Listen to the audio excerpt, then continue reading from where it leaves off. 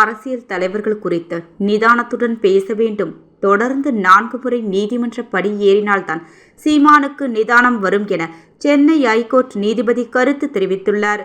கலவரத்தை தூண்டும் வகையில் பேசியதாக தொடரப்பட்ட வழக்கில் இருந்து நாம் தமிழர் கட்சி ஒருங்கிணைப்பாளர் சீமானை விடுவிக்க மறுத்த சென்னை உயர்நீதிமன்றம் வழக்கு விசாரணைக்கு நேரில் ஆஜராவதில் இருந்து விலக்களிக்கவும் மறுத்துவிட்டது.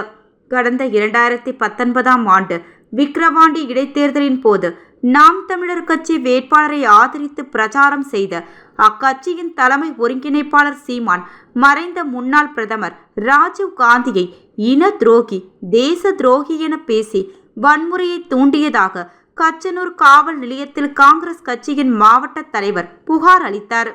இந்த புகாரின் அடிப்படையில் பதிவு செய்யப்பட்ட வழக்கு விக்கிரவாண்டி நீதிமன்றத்தில் விசாரணையில் உள்ளது.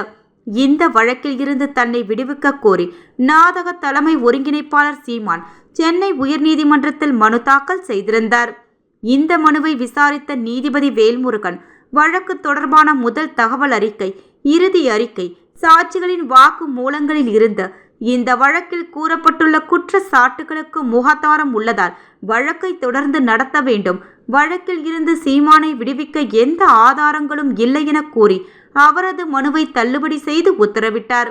மேலும் வழக்கு விசாரணைக்கு நேரில் ஆஜராவதில் இருந்து சீமானுக்கு விலக்களிக்க வேண்டும் என அவர் தரப்பில் முன்வைக்கப்பட்ட கோரிக்கையையும் நீதிபதி நிராகரித்து விட்டார். அரசியல் தலைவர்கள் குறித்து பேசும்போது நிதானத்துடன் பேச வேண்டும் என நீதிபதி தெரிவித்தார். சீமான் தனிப்பட்ட நபர்களை தூண்டும் விதமாக கருத்துக்களை தெரிவித்து வருவதாகவும் இதுபோன்ற கருத்துக்களை சீமான் பேசக்கூடாது என அவருக்கு அறிவுரை வழங்கவும் சீமான் தரப்பு வழக்கறிஞர்களுக்கு உத்தரவிட்டார்.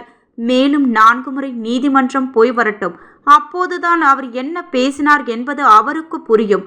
அடுத்தவரின் கோபத்தை தூண்டும் விதமாக பேசுவதுதான் சீமானின் வழக்கமாக உள்ளது என இந்த வழக்கில் நீதிபதி கருத்து பதிவு செய்துள்ளார்.